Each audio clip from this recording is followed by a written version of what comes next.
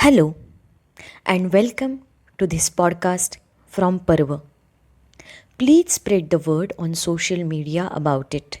Join the Zara Hatke community and enjoy all the podcasts. कोणतरी एक व्यक्ती येतो आणि तो तुम्हाला कुठल्या तरी चळवळीची सुरुवात करून देतो. Dr. Kaustubh Radkar, 25 times Ironman finisher. The first Indian to finish the race 25 times and one of the few Asians to finish Ironman triathlon on all 6 continents. He's the only Indian to finish Ironman World Championship at Kona in 2017. आपल्यामुळे लोकांचं आयुष्य positively touch होत असेल त्याच्यात मला खूप आनंद मिळतो. This is Aarti presenting Zara Hatke People.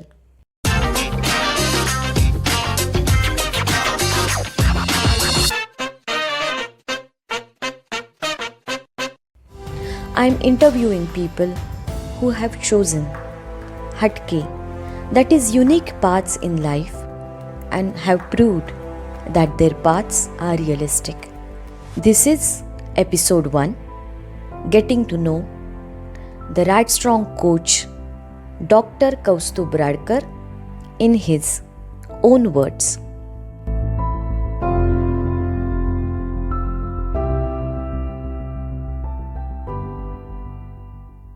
तर घेऊन येते आहे मला प्रेरणा देणाऱ्या माणसांच्या गोष्टी जरा हटके पीपलमधून. पोचवतीये जरा हटके पीपल तुमच्यासारख्या हटके लोकांपर्यंत. रॉबर्ट डाउनी फिक्शनल एपिसोडमध्ये सुपरहिरो आहे आणि हे जरी असलं तरी माझ्या मते आणि अनेक लोकांच्या मते स्पोर्ट्स आणि ट्रायथलॉनच्या क्षेत्रामध्ये तू भारतीय आयर्नमॅनचा मेन फेस आहेस, मुख्य चेहरा आहेस आणि सुपरहिरो आहेस आमच्या सगळ्यांसाठी. तुला कसं वाटतं याबद्दल? Actually that is too big of a statement माझ्यासाठी. असं काय मी स्वतःला सुपर हिरो वगैरे असं काय मानत नाही, कारण जगात अशी खूप लोक आहेत ज्यांनी माझ्यापेक्षा खूप अचीव केलं आहे आणि मला अजून तरी असं वाटतं की मी फार काही अचीव केलेलं नाही आहे. मला अजून काही गोल्स आहेत जे अचीव करायचे आहेत. ठीक आहे, 25 आयर्नमॅन झाले, एक आयर्नमॅन करणं कठीण असतं. जगात 25-30च लोक आहेत ज्यांनी 25 आयर्नमॅन केलेत, पण म्हणून काय तुम्ही कुठला सुपर हिरो होऊ शकत नाही. आय थिंक इट्स इम्पॉर्टंट की शिवाजी महाराज असू देत किंवा आजकाल तुम्ही पु ल देशपांडे असू देत, सचिन तेंडुलकर असू देत, सो कोणाला तरी एका सुंदर चळवळीची सुरुवात करायला लागते. आजकाल आपल्या इथे सगळेच इंस्टाग्रामवर सुपर हिरो झालेले असतात, त्यामुळे मला म्हणूनच दुसरी गोष्ट आहे की असं काही वाटत नाही. तू आयर्नमॅनचा पायोनियर आहेस इंडियामधला. ॲब्सोल्युटली, ते मी कधीच डिनाय नाही करणार, कारण की मी जेव्हा आयर्नमॅन 1 केली तेव्हा तर कोणाला माहिती नव्हतं. 5 केलं तेव्हा लोकांना थोडंफार कळायला लागलं होतं. बरोबर. 25 केलेला तर भारतात नंबर 2चा जो आहे तो माझाच मित्र आहे हार्दिक, त्याने आय थिंक 8 का 9 केलेले आहेत. सो आमच्यामध्ये गॅप खूप आहे. बरोबर. That I will always feel proud of की I was the first Indian male to finish an Ironman. Anu Vaidyanathan, I will give her credit, तिने माझ्या 1 महिना आधी आयर्नमॅन पूर्ण केली होती. ओके. त्याच्यानंतर 5 कोणी केले नाहीत, 10 कोणी केले नाहीत, आयर्नमॅन कोना कोणी केले नाहीत, 6च्या 6 कॉन्टिनेंट्सवर आयर्नमॅन कोणी केले नाहीत आणि ऑब्व्हियसली 25 आयर्नमॅन कोणी केले नाहीत. सो पायनियर म्हणून मी स्वतःला ऑब्व्हियसली क्रेडिट देईनच. आणि तुझ्यामुळे मला असं वाटतं की भारतामध्ये आयर्नमॅन फॅशनेबल व्हायला लागलं आहे. I would dare to say fashionable, कारण जोपर्यंत लोक त्या ट्रेनिंगमध्ये उतरत नाहीत तोपर्यंत त्यांना कळत नाही की हे काय असतं.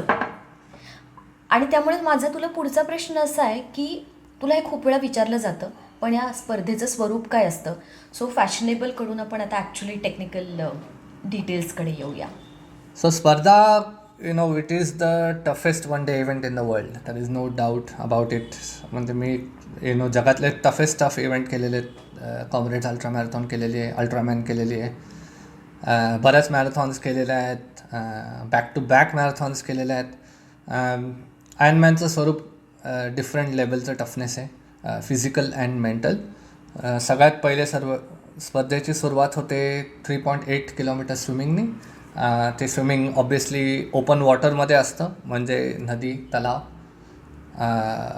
तलाव नाही, समुद्र, एनिथिंग बिसाइड स्विमिंग पूल. अगेन त्याला कट ऑफ आहे 2 तास 20 मिनटाचा. बरं. ते संपलं की 180.2 किलोमीटरची सायकलिंग आहे. ऑब्वियसली त्याला खूप कमी रेसेस आहेत जिथे 180 किलोमीटरचा सलग ट्रॅक मिळतो, तर त्याला 2 किंवा 3 लूप्स मिळेल, 2 लूप्स ऑफ 90 किंवा 3 लूप्स ऑफ 60. ओके. ह्याच्यामध्ये अगेन त्याला कट ऑफ आहे. कुठे रेस आहे त्याप्रमाणे 7 तास 50 मिनटं किंवा 8 तास 10 मिनटं मॅक्सिमम टाईम आहे.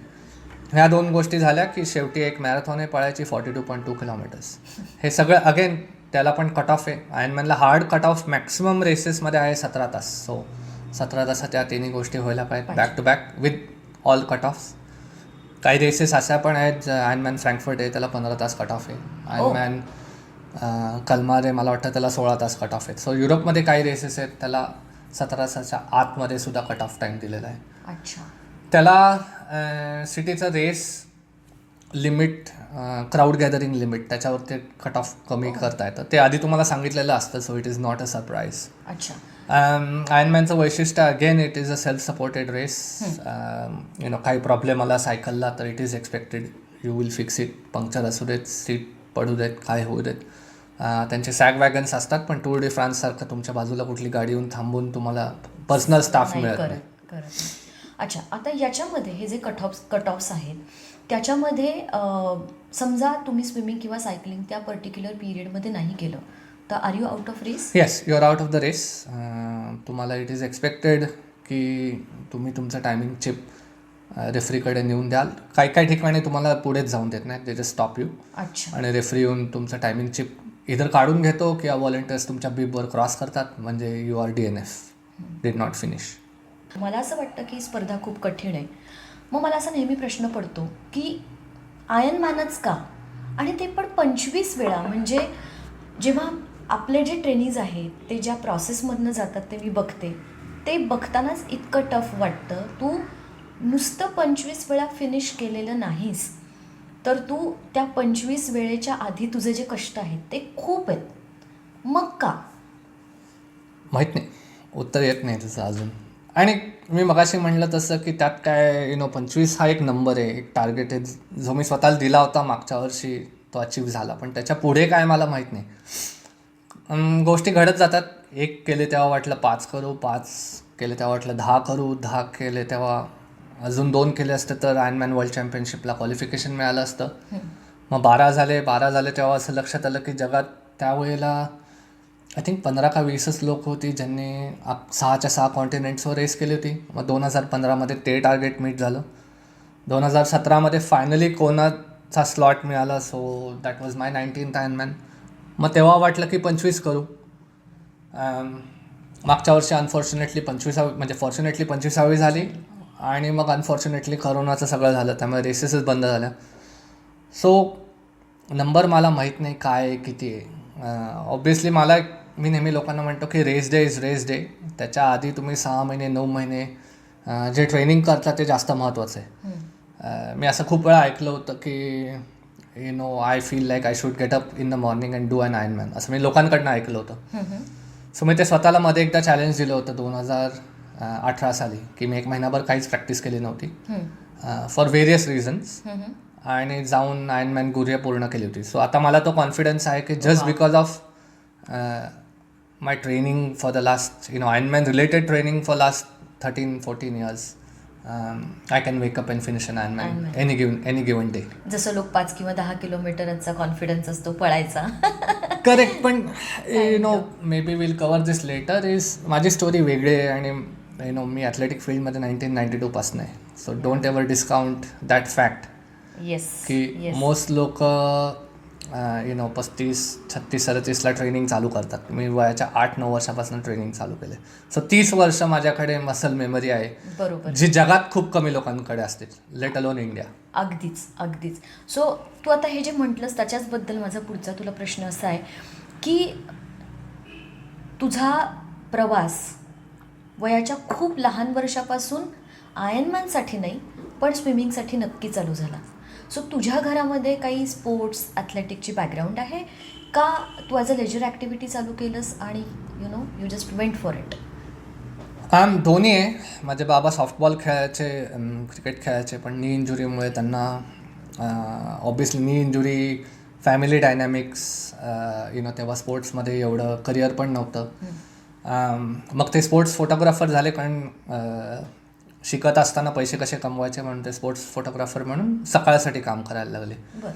सो त्यांच्यामध्ये एक आय थिंक पॅशन होती की माझ्या इंजुरीमुळे कट ऑफ झालं, ते माझ्या मुलांनी काहीतरी करावं स्पोर्ट्समध्ये.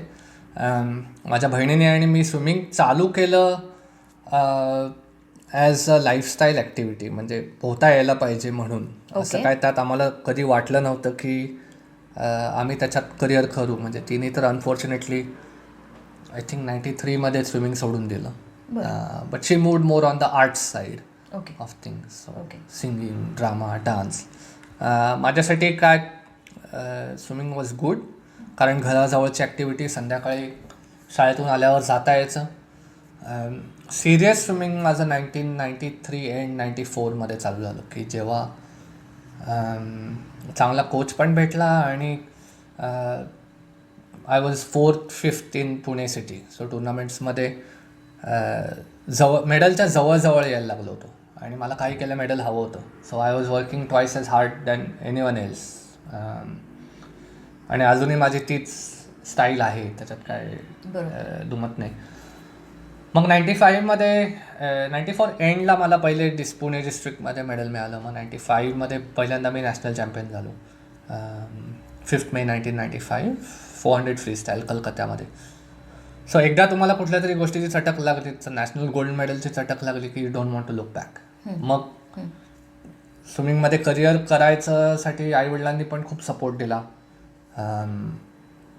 एक एक करत गोष्टी घडत गेल्या आणि मग सलग 1995 to 2000पर्यंत मी ॲटलिस्ट एका इव्हेंटमध्ये इंडियन नॅशनल चॅम्पियन होतो. सो ऑन डिफरंट, म्हणजे स्कूल नॅशनल असू देत, ज्युनियर नॅशनल असू देत, इंटर युनिव्हर्सिटी असू देत, कशा ना कशात तरी होतं. बरोबर.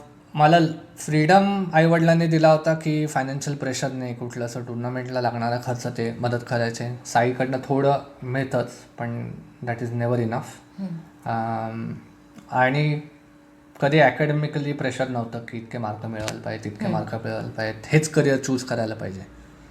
So that has also played a big role. म्हणजे रादर मी अमेरिकेला जायचं ठरवलं हे माझ्या आईवडिलांना पण माहिती नव्हतं. इंडियामध्ये स्विमिंगमध्ये तेव्हा पॉलिटिक्स खूप होतं. ओके. आणि काही पॉलिटिकल टर्न अराउंड्समुळे मी डिसाईड केलं की इंडियात राहून काय आपलं करिअर फार पुढे जाऊ शकणार नाही. So better you either quit swimming किंवा मूव्ह अब्रॉड. आणि म्हणून मी अमेरिकेत युनिव्हर्सिटीजला अप्लाय केलं होतं की तुमच्या स्विमिंग टीममध्ये मला जागा द्या. आणि मग माझे टाईम्स आणि माझा व्हिडिओ स्टाईल बघून त्यांनी मला ॲक्सेप्ट केलं होतं. सो ते 2000 ऑगस्टमध्ये मला जायचं होतं आणि जून एंडला माझं ॲक्सेप्टन्स लेटर आलं होतं. तेव्हा मी दिल्लीला होतो. अच्छा. सो घरी तोपर्यंत माहितीही नव्हतं की मी अप्लाय केलं आहे, ॲक्सेप्ट झालं आहे. पण त्याच्यानंतरसुद्धा मी जेव्हा मला डिफर करायला लागले ॲडमिशन जानेवारीसाठी, कारण मी तेव्हा इंडियन कॅम्पमध्ये होतो आणि तो कॅम्प मिडल ऑफ ऑगस्टपर्यंत चालू होणार होता. ओके. आणि मग त्यानंतर आम्ही सप्टेंबरमध्ये एशिया पॅसिफिक टुर्नामेंटला जाणार होतो तायवानला. पण आल्यावर माझ्या पेरेंट्सनी मला सांगितलं होतं की फायनान्शियल प्रेशरचं टेन्शन नाही, तुला जायचं असेल, if you feel you will have a better life in swimming, go for it. Okay. Okay. So basically तुला इथे नॅशनल लेवलवरती खेळायला मिळत होतं, तू इंटरनॅशनल लेवलवरती पण जाणार होतास. But was politics only reason you decided to go to America, का तुला स्वतःला आणखी एक्सप्लोअर करायचं होतं की आणि काय आहे बाहेर? It is a mix of both. Okay. Politics obviously काय एका वर्षी होत नव्हतं, प्रॉब्ली 98पासनं 2000पर्यंत चालूच होतं. So somewhere you also need reach a turning point की इथे करिअर फार होईल नाही होणार माहीत नाही, पण हे असं चालू राहिलं तर फ्रस्ट्रेशन जास्त येईल. बरोबर. That is number 1. See politics सगळ्या स्पोर्ट्समध्ये, पण स्विमिंग किंवा ॲथलेटिक्समध्ये इट्स डिफरंट, कारण की तुमचं timing is important. So even if you are giving the times and you are in the top 2, top 3, you don't get a chance to represent your country is not right, but that is unfortunate side of things. अमेरिकेत मला माहिती होतं की obviously माझं swimming career expand होईल, कारण की तिथलं टेक्निक्स, तिथली कोचिंग स्टाईल्स, तोपर्यंत कोणीच इंडियन नव्हता, असं सगळंच नवीन होतं तिथे जाऊन. पण मला ॲटलिस्ट ट्राय करायचं होतं की तिथे काय शिकवतात एवढं वेळ, why are they such power houses. So it is a mix of both. आणि प्लस कुठेतरी बॅचलर्स डिग्री करायचीच होती, त्याच्यानंतर LLB करायचं होतं. सो तेव्हा विचार केला की मग एक्सरसाइज सायन्समध्येच का नाही करावं. So learn something about your body. तर तसं एकात एक गोष्टी घडत गेल्या. And that's how from your bachelor's to your master's in cardiovascular physiology and to MBA, PhD. And then you joined John Hopkins.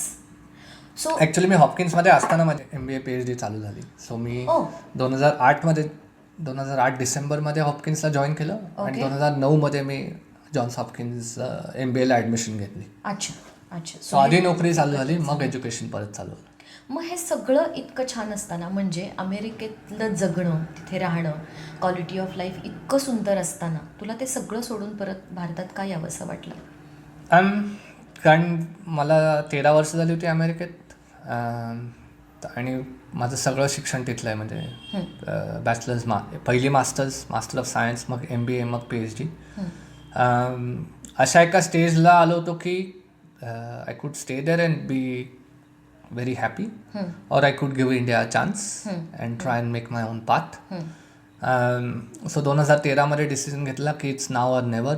आता पुढे, कारण जसं तुमचं MBA आणि PhD होतं, तुमचं जॉब ऑपॉर्च्युनिटीज पण वाढतात. एक्झॅक्टली. आणि हॉपकिन्समध्येच मला आय एम शुअर कुठे ना कुठल्या तरी डिपार्टमेंटमध्ये ॲब्झॉर्ब करून घेतलं असतं, किंवा तू अजून काहीतरी केलं असतं, कन्सल्टंट झालं असतं कुठल्या तरी बिग फार्मासाठी.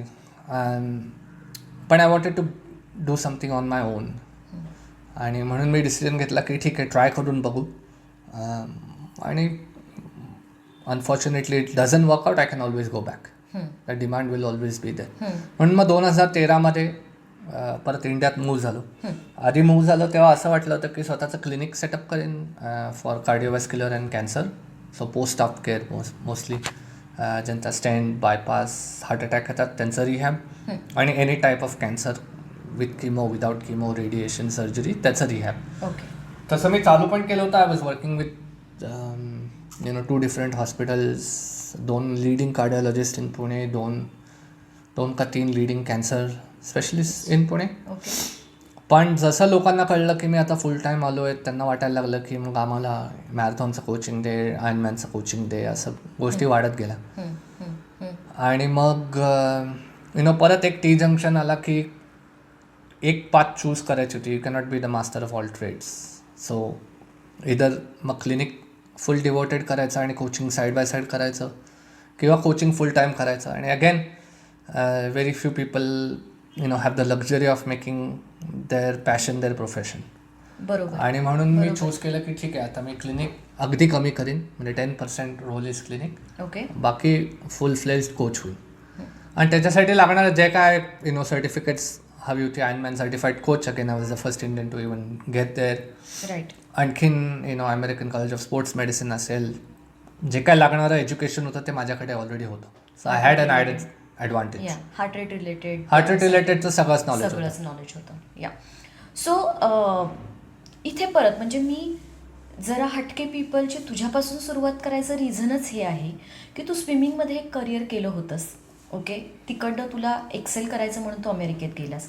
तिथे तू खूप भरपूर डिग्र्या मिळवल्यास. You could have lived a amazing life over there, भरपूर पैसा, क्वालिटी वगैरे. But you came back, you started for patients, but then you move to coaching. जेव्हा कोचिंग चालू केलं होतंस, इवन दॅट टाईम पुण्यामध्ये रनिंगच 2013 खरं सुरू झालं. आयर्नमॅन तर खूप लांबची गोष्ट आहे. सो या सगळ्याच्या मध्ये मला स्वतःला असं वाटतं की तुझी पॅशन, तुझी जिद्द आणि तुझं कन्व्हिक्शन, या सगळ्या गोष्टी आहेत. मी एकदा ऐकलं होतं, मी तुझा एक वेबिनार अटेंड केला होता, का एक टेड टॉक अटेंड केलं होतं, ज्याच्यामध्ये तुला असं कोणीतरी म्हटलं होतं की जेव्हा तू स्विमिंगमध्ये गोल्ड मेडल मिळवलंस तेव्हा हा मुलगा फार जिद्दी आहे आणि फक्त जिद्दीच्या जोरावरच यांनी गोल्ड मेडल मिळवलं आहे, आणि तिथे तुझे कष्ट किंवा याकडे थोडंसं दुर्लक्ष झालं होतं. पण मला असं वाटतं की तू खूप challenges not just on your career front, पण तुझ्या स्पर्धांमध्ये पण फेस केलेस. आणि तुझ्या जिद्दीची झलक आम्हाला खूप वेळेला बघायला मिळाली आहे. सो मला नेहमी जी किस्सा ऐकताना किंवा जो इन्सिडन्स ऐकताना डोळ्यात पाणी येतं ते म्हणजे तुला जी फायरफ्लाईजची ॲलर्जी झाली होती आणि त्याच्यानंतर how you finish that race. So would love to know about that and also would love to know about your dengue incidents, कारण इथे खूप जास्त हे सगळं चॅलेंजिंग. आय थिंक तू जर म्हणलं विल पॉवर ते again it's part of politics. So whoever wrote the article probably म्हणजे it was one of the parents ज्यांच्या अगेन्स्ट मी पोहायचो मुला अगेन्स्ट. सो त्यांनी जे आर्टिकल लिहिलं होतं की you have to find ways to put the other person down. So त्याला मला लहानपणीपासून सवय आहे, पण आय टूक इट पॉझिटिव्हली. आणि मग मी आता जे काय करतो ते I just give my self that example की ठीक आहे आपल्याकडे एक एक्स्ट्रा गुण आहे तो विल पॉवर जो फार कमी लोकात आहे. So might as well use it to your advantage. डेंग्यूची गोष्ट आहे की 2014 मी आयर्नमॅन फ्रँकफर्टला जाणार होतो. जी युरोपियन चॅम्पियनशिप आहे आयर्नमॅनची. Again no Indian had qualified. So that story is going to I think repeat when you have done 25. No Indian has qualified. Definitely. तर training चांगलं झालं होतं आणि आय थिंक 7 का 8 जुलैला ती रेस होती फ्रँकफर्टमध्ये. 15 जुलैच्या आसपास मी ट्रॅक कॅम्प ठेवला होता भोरला. That was one of my first track camps. Actually that was my first track camp in India. आणि मग परत आल्यावर मला ताप येत होता. 10 दिवस झाले ताप येतो आहे. मग युज्युअल वेदर चेंज असेल, खूप गरमी, खूप दगदग झाली असेल, मग क्रोसिन घ्या. मग आधीच्या शनिवारी म्हणजे आय थिंक अराउंड 30 जुलैचा शनिवार होता, काही 1 तारीख असेल, 30 जून सॉरी. आम्ही कॉफी पीत बसलो होतो रुपालीमध्ये दुपारी आणि माझ्या अंगभर रॅश आली. आणि तेव्हा आनंद हातवाळणे आणि अमोद भाटे माझ्याबरोबर होते. सो आनंदला डेंग्यू झाला होता. सो आनंद म्हटलं हे 100% डेंग्यू आहे, तू ताबडतोब जाऊन टेस्ट कर. सो शुअर इनफ मी एका ब्लड लॅबमध्ये जाऊन ती केली आणि ती आली पॉझिटिव्ह. नाव मला मंगळवारी जायचं होतं. विकनेस खूप होता. Platelets again medical advice follow करूनच आम्ही हे सगळं करत होतो. So platelets was around 1 lakh, खालती गेल्या नाहीत कधी. सो मी संडे मंडे ट्यूजडे मॉर्निंगपर्यंत टेस्ट केली होती. Everything was fine. Obviously side effect खूप होते. बॉडी एक होता, शॉर्टनेस ऑफ ब्रेथ होता, मेडिकेशन्सचा मारा, त्याचं side effects. So diarrhoea, vomiting, nausea ते सगळं होतं. डिझिनेस होता. सो मग पण ठरवलं होतं की जाऊन बघू फ्रँकफर्टला काय होतं आहे. आणि मी सांगितलंच त्याप्रमाणे फ्रँकफर्टचं कट ऑफ इज 15 तास. So it is a tough race आणि cycling route is not easy. So बरेच चॅलेंजेस होते त्या रेसमध्ये आणि part of the reason I chose that race right. माझा मित्र येणार होता अमेरिकन हुरिक. सो मी त्याला गुरुवारी भेटलो, मी प्रॅक्टिस स्विम केली. तेव्हा मला असं काय फार चांगलं वाटलं नव्हतं. पण अगेन मी त्याला म्हणलं ठीक आहे बघूयात काय होईल, रेस चालू करू, then will take a call. So race swimming व्यवस्थित झालं. बाहेर पडताना जो रन होता तेव्हा मी ऑलरेडी ठरवलं होतं की चालायचं, तिकडे पळायचं नाही. Cycle was going to be the key. पण सायकलवर आय थिंक पहिले 90 किलोमीटरवर फाईन. त्याच्यानंतर मग सगळे डेंग्यूचे साईड इफेक्ट्स यायला लागले की लॉट ऑफ बॉडी एक ऑब्व्हियसली पाठ दुखत होती, पाय दुखत होते, मग वॉमिटिंग चालू झालं. आणि त्याच्यात असं असतं की तुम्हाला पुढे एक तर त्या वर्षी फ्रँकफर्ट खूप गरम होतं. सो ऑलमोस्ट 30-32 डिग्रीज टेम्परेचर होतं. ऑब्व्हियसली सायकल कोर्सवर कुठेच म्हणजे तुम्ही फारच लकी असाल तुम्हाला क्लाउड कवर मिळतं, नाही तर शेड नसतेच, भर उन्हात करायचं असतं. अँड सो ट्रिकी असं असतं की तुम्हाला उलट्या होत आहेत पण तुम्हाला काहीतरी खायला पाहिजे, नाही तर तुम्ही याला ब्लड शुगर कमी होईल, एनर्जी कमी होईल, you will not be able to finish the race. So basically just keep on sipping. काय इलेक्ट्रोलाइट आहे, सॉल्ट आहे आणि कीप गोईंग फॉरवर्ड. तेवढा एकच मार्ग होता. फॉर्च्युनेटली आधी 7 आयर्नमॅन्सचा एक्सपिरियन्स होता, त्यामुळे I could carry on cycling. आणि मग रनला more of the run was a walk. म्हणजे first time in my career की मला फार एनर्जी नॅचरली नव्हतीच. म्हणजे उलट्या करून करून प्लस द हीट, डिहायड्रेशन खूप होतं. पण तरी म्हणजे ती रेस फिनिश झाली माझी आय थिंक 12 तास 14 मिनटामध्ये. आणि फिनिश केल्यावर आता सांगायचं कसं कोणाला की मला ताप आला होता. सो मला व्हॉलेंटिअरनी विचारलं काय पाहिजे का, तेव्हाच मला 2 उलट्या झाल्या. आणि मग I did not have a choice की तुम्हाला उलट्या आल्या की ते तुमचे वेन्स चेक करतात. मग त्यांना लक्षात आलं की डिहायड्रेटेड आहे. मग पहिल्यांदा मला आय व्ही घ्यायला लागले 2. मी कोणाला सांगितलं नव्हतं की मला डेंग्यू झाला आहे. जवळच्या 2-3 लोकांनाच माहिती होतं. सो आय थिंक घरी आल्यावर मी एका न्यूजपेपरला इंटरव्ह्यू देत होतो, त्याच्यातनं ते बाहेर आलं. पण it is what it is. म्हणजे again it is not to be taken lightly. Dengue is fatal. So make sure you follow all medical guidelines. मी म्हटलं तसं माझे प्लेटलेट्स वर इन लाईन, त्यामुळे मला रिस्क कमी होती. राईट. 2017 जेव्हा अल्ट्रामॅन केली ती, that race was comedy of errors for me. म्हणजे माझ्या जागी दुसरं कोणी असतं तर त्यांनी पहिल्याच दिवशी रेस सोडून दिली असती. That I can 100% guarantee. Start from the swim 10 kilometre swim होतात. त्याच्यात फॉर सम रिझन मी चुकीचा वेटसूट घेऊन गेलो होतो. सो हाफ स्लीव नेला होता, फुल स्लीव नेला पाहिजे होता. पाण्याचं टेम्परेचर 16-17 डिग्री. सो गारठूनच कोणतरी इव्हेंट सोडला असता. त्यात मी ऑब्व्हियसली पाणी खूप प्यायलं होतं, त्यामुळे 10 किलोमीटर स्विम झाल्यावर 150 किलोमीटर सायकल असते. सो त्याच्यात नॅचरली थोडं वॉमिटिंग झालं. लेकमधलं पाणी प्यायल्यावर स्टमकमध्ये जो इश्यू होऊ शकतो तो इश्यू झाला. समवेर माझे लेन्सला काहीतरी प्रॉब्लेम झाला होता. सो पहिले 40 किलोमीटर मी ऑलमोस्ट एका डोळ्यानेच सायकल चालवत होतो. सायकलचं चाक पंक्चर झालं. माझा क्रू होता, ते मला काहीतरी सांगत होते. त्यांच्याकडे लक्ष देताना सँडमध्ये सायकल शिरली, तिथे पडलो. सो पहिल्या दिवशी जे काय व्हायचे होते ते सगळ्या झाल्या. मला वाटलं ठीक आहे, we have beaten this, so now rest should be a breeze. Second डेला माझा क्रू मेंबरच उठला नाही. आम्ही फोन करतो आहे, कोणी यायलाच तयार नाही. सो 20 मिनटं राहिलेले असताना तुमच्या गाडीत कंपल्सरी 2 लोक लागतात. ओके. सो माझ्याकडे एकच होती, माझी कझिन संपदा. सो दुसरा क्रू मेंबर मग कुठला तरी दुसऱ्या टीममधला एक व्हॉलेंटिअर होता, त्याला घेतलं.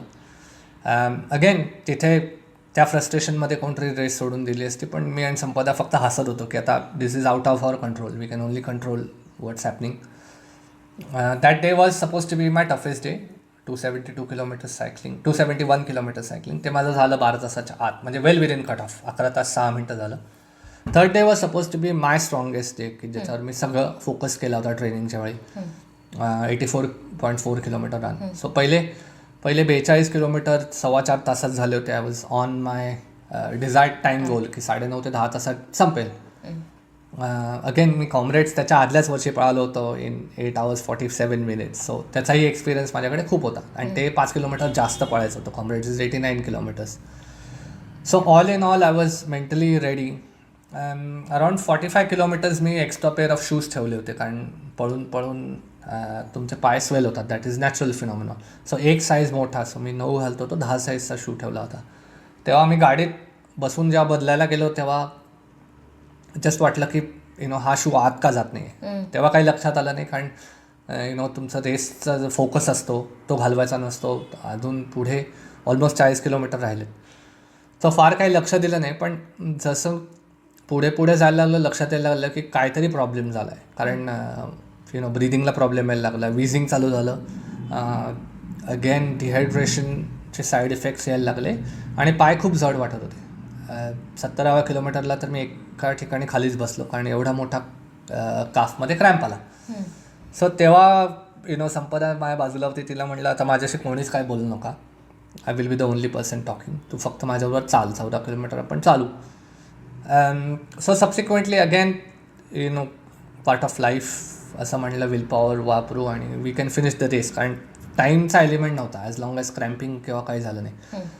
तुझ्याकडे टाईम हातात? माझ्याकडे टाईम खूप होता. म्हणजे already first marathon I was well within cut off. त्याचा ॲडव्हान्टेज मिळतोच. आणि एक्सपिरियन्स, म्हणजे एक्सपिरियन्स ट्रम्प्स एव्हरीथिंग हिअर. मग वॉक जॉग करत आम्ही रेस फिनिश केली. आणि मी रेस फिनिश करून मग मेडिकल टेंटमध्ये गेलो की काहीतरी प्रॉब्लेम झाला. मग तेव्हा तिथल्या डॉक्टरने मला विचारलं की कुठे गेला होता, काय झालं होतं. तेव्हा मी सांगितलं की गाडीच्या इथे I had to use the washroom, त्याच्यासाठी काहीतरी झालं असेल. मग त्यांनी सांगितलं की fire ants more than likely झालं. And they were all surprise की I could run 40 kilometres in spite of this condition. I think you have seen the pictures. Yes. म्हणजे नंतर मला बूट काय सॉक्स पण 2 दिवस काढता येत नव्हते. It was quite tricky. खूप लोकांना ह्याच्यापेक्षा वाईट रिॲक्शन येऊ शकते, आली असती तर मला रेस सोडायला लागली असती, किंवा अँटाहिस्टामिन टॅबलेट असते, पण ते कळायला पाहिजे त्यावेळेला. तेव्हा तुझ्याकडे नव्हत्या आणि गाडीत होत्या, पण Okay. कळायला पाहिजे काय होतं, ॲलर्जिक रिॲक्शन येते. I think will power, mental fitness, most ignored things in any sport, ते तुमच्याकडे असेल तर you can beat any of these hurdles. तुझ्या विजिंगवरनं मला आठवलं की तुला अस्थमा आहे, राईट? सो हे असताना तू हे तिन्ही स्पोर्ट्स जेव्हा करतोस तेव्हा is there again a challenge? कारण आपण चॅलेंजबद्दलच आत्ता बोलतोय. It is a challenge obviously, कारण की ब्रिदिंग म्हणजे कुठल्याही स्पोर्टला ब्रिदिंग इज व्हेरी इम्पॉर्टंट. सायकलिंगला तसा कमी येतो, स्विमिंग अँड सायकलिंगला खूप येतो, लंग रिलेटेड. स्विमिंग अँड रनिंगला खूप येतो. रनला सगळ्यात जास्त मला त्रास होतो. स्विमिंगला कसं पाण्यात एवढं कळतही नाही, maybe I am just use to it. Right. रनला जास्त त्रास होतो, पण देर आर डेज, म्हणजे महिन्यातनं 1-2 दिवस असतात, पोलन लेवल हाय असेल किंवा खूप गरमी असेल, चेंजिंग सीझन्स असतील, तेवढं मॅनेज करायला लागतं. ॲट द सेम टाईम माझ्याकडे माझा हा पंप असतो माझा pump in case of an emergency. मला आधी इनिशियली लागायचे 2 पफ्स घ्यायला, पण आता in the last 2 years I have not needed it. एखाद दुसराच महिन्यातला दिवस असू शकतो की ज्या वेळेला तो इनहेलर घ्यायला लागतो. सो हे सगळं बघितल्यानंतर, आणि मी तुला हे नेहमी म्हणते की तू आम्हाला खूप इन्स्पायर करतोस, ऊर्जा देतोस. तुला कोण इन्स्पायर करतं? आय थिंक आई वडील करतात, माझा मुलगा करतो. आय थिंक माझे फ्रेंड्स आहेत ज्यांनी एक माझा फ्रेंड एरिक, त्याने आय थिंक माझ्या एवढेच आयर्नमॅन केलेत, 25 केलेत. बरं. अशी लोक आहेत अवतीभवती, आपल्या टीममधले लोक आहेत जे इन्स्पायर करतात. असं काय तुमच्या अवतीभवती बरंच इन्स्पिरेशन अँड मोटिवेशन असतंच. So you have to choose what you take. Obviously fortunately I have met MS Dhoni, सचिनला भेटलो आहे. लोअर लेवल ॲथलीट्स जे असतात, जे स्ट्रगल करून जात असतात, की राहुल त्रिपाठी आहे जो महाराष्ट्राचा कॅप्टन होता, तो IPL खेळतो, त्यांना भेटलो आहे. आणि त्यांच्या स्टोरीज आर इन्स्पिरेशनल, की ते काय आले, कसे आले. हर्डल्स सगळ्यांनाच असतात. असं आपल्याला वाटतं की मोठा माणूस झाला की त्याला हर्डल्स कमी असतात.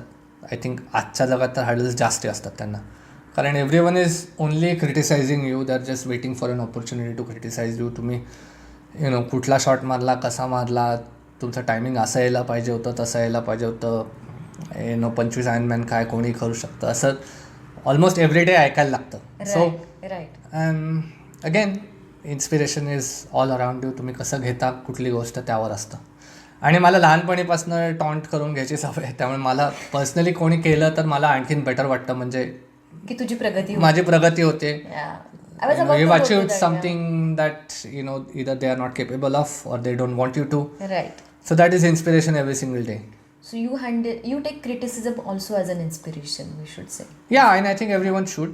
I think sometimes criticism is good. पण कोणाचं क्रिटिसिझम कसं घ्यायचं ते तुम्हाला कळायला पाहिजे. आईवडिलांचं असेल तर you take it and you move on. बाहेरच्या लोकांनी ज्यांनी काय फार अचीव केलं असेल नसेल, यू हॅव टू डिसाईड तुम्ही मनाला किती लावून घ्या. Okay. So what is your mantra to live and get going? I think mind over matter is my mantra. I've used it many times, right from a young age. Again, it's all about consistency. It's all about discipline. असं काय तुम्ही कुठली गोष्ट ठरवली आणि तुम्ही बरोबर डिसिप्लिननी target oriented केली तर तुम्ही ते अचीव करू शकता. पण प्रॉब्लेम इज की तुम्हाला तेवढी डिसिप्लिन पाहिजे की सकाळी त्यावेळेला मी उठायला पाहिजे, त्यावेळेला त्या दिवसाची कामं व्हायला पाहिजेत. अगेन त्यासाठी खूप सॅक्रिफाईस करायला लागतात. I miss so many birthdays, so many काय म्हणजे good moments in family, in friends, and that's a personal choice. पण ते दिवस गेले की ते परत येत नाहीत. You cannot make up time. But if you want to achieve something, तुम्हाला हे सगळ्यांनाच फेस करायला पाहिजे आणि you have to decide what is more important. बरोबर. मग त्याच्यात इमोशन्समध्ये आणून काही फायदा होत नाही. सो माझा दिवस ऑन ॲव्हरेज 5-5:30ला चालू होतो. इधर रन, स्विम, बाईक, सुट्टी किंवा असेल तर कधी-कधी 7, 3 वर्कआउट्स. कधी 3 वर्कआउट्स, Yeah. सुट्टी असेल तर प्लस काहीतरी लर्निंग असतं, लोकांचे रिलेटेड कॉल्स असतात, संध्याकाळी डेक्कन क्लबची मीटिंग असते बऱ्याच वेळा. पण by 9-9:30 my phone is off, I am in bed. स्वतःला रूल्स अँड रेग्युलेशन्स आधी मी लहानपणी लावले होते, पण आता ते जरा जास्ती स्ट्रिक्ट व्हायला पाहिजेत. जे खूप वेळेला माझ्या वयाची जे लोक असतात त्यांना असं लक्षात यायला लागलं की आता 2/3 of a life is done. So then they start enjoying life more. Rather for me it is that 2/3 of my life is done, पण now I really need to focus on myself. So मला जे आवडेल तेच मी करायला पाहिजे.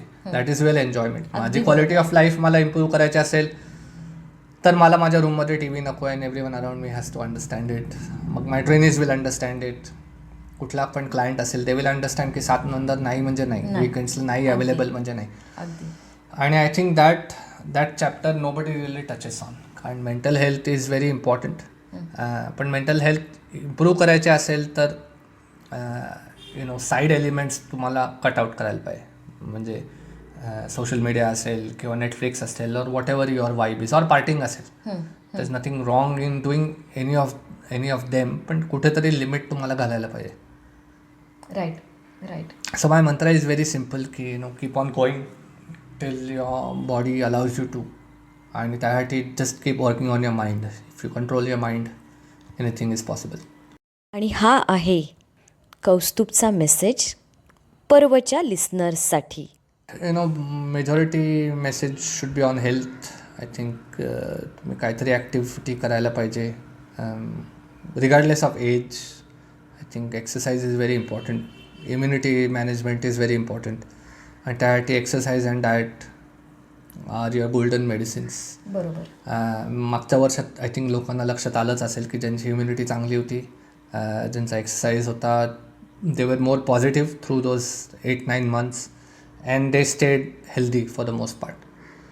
So we should take it as a learning lesson and learn to enjoy your life in whatever means you have. कसा वाटला तुम्हाला पहिला एपिसोड? जरूर कळवा. तुमच्या मित्रमैत्रिणींना आणि फॅमिलीला सांगा. सोशल मीडियावरती प्रमोट करा. आम्ही दर रविवारी एक नवीन एपिसोड घेऊन तुमच्यासाठी येतो आहोत. पुढच्या रविवारी नेक्स्ट एपिसोडमध्ये ऐका मुक्ता पुणतांबेकरला.